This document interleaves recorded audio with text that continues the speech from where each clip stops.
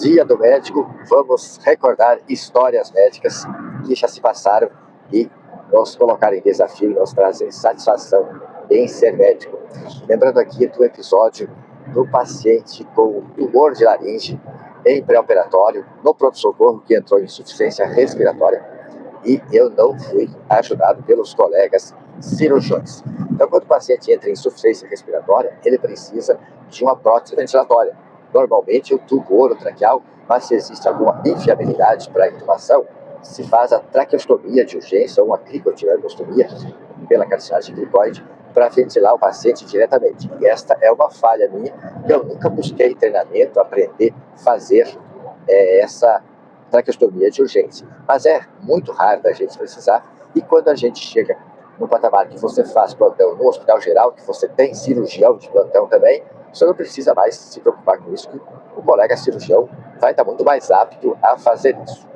Mas, certa vez, de plantão no hospital geral, chegou com falta de ar um paciente idoso e, por coincidência, pai de um médico cirurgião vascular, que não estava presente, outro familiar trouxe, e tinha história de doença pulmonar obstrutiva crônica, enfisema, história de insuficiência cardíaca, hipertensão, insuficiência cardíaca, e que ele estava em pré-operatório para um tumor de laringe que seria operado na próxima segunda-feira de manhã, e nós estávamos na sexta-noite. Então, 2 dias depois, estava programada a cirurgia dele. Eis que eu tinha o paciente com a hipoventilação, história de DPLC, eu fiz medidas para broncoespasmo, broncodilatador, com procanil, inalação, não melhorou, fiz medidas para insuficiência cardíaca, com cardiotônico, com diuréticos, o paciente não melhorou. Eu conversei com o cirurgião da porta, tem um cirurgião que fica atendendo todos os feridos, todas as causas externas, né? Tem um cirurgião geral e o ortopedista.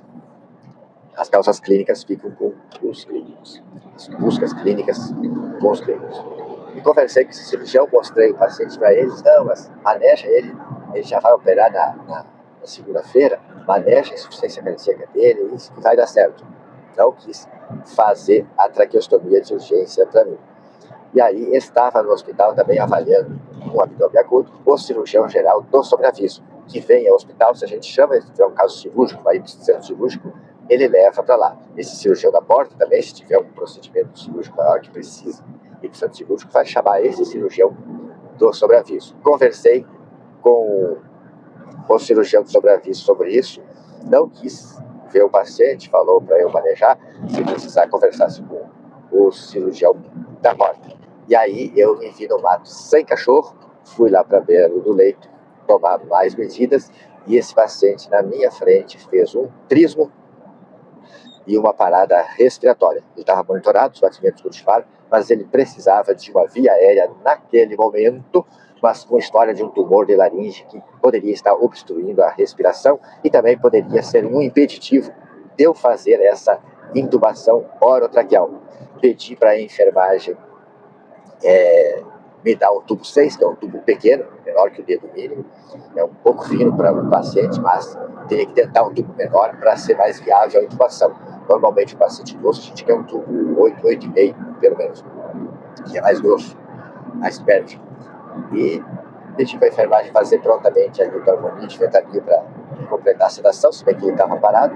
E enquanto elas estavam fazendo, acredito que nem tinha feito, fui para a intubação orotraqueal e consegui passar o tumor, que estava bastante estreito, e foi feita a intubação.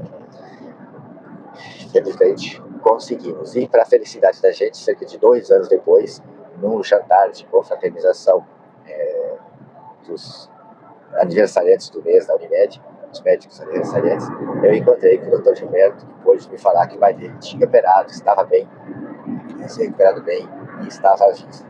Naquela noite mesmo, o Dr. Fischer, o cirurgião cabeça e pescoço, compareceu ao plantão depois de realizada a intubação e avaliou os exames que a gente tinha colhido do paciente. Dada a situação dele estar intubado, a cirurgia marcada para segunda-feira, ele já levou naquela madrugada mesmo para o centro cirúrgico e já operou esse paciente depois que conseguimos intubar e evitar o óbito que iria acontecer naquela hora.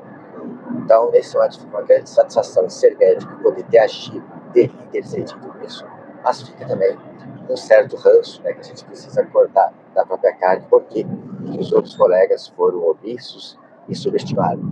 Talvez subestimaram o clínico, ele é um psiquiatra atuando de clínico, não sabe direito o que está falando, ele acha que o paciente está grave, mas não está.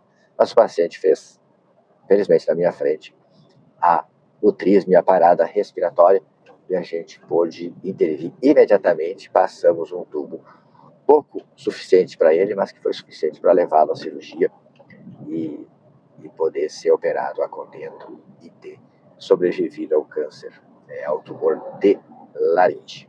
Se você já passou por situações onde notou omissão, dificuldades, embarreiramento dos médicos fazerem as coisas, me conta aqui nos comentários.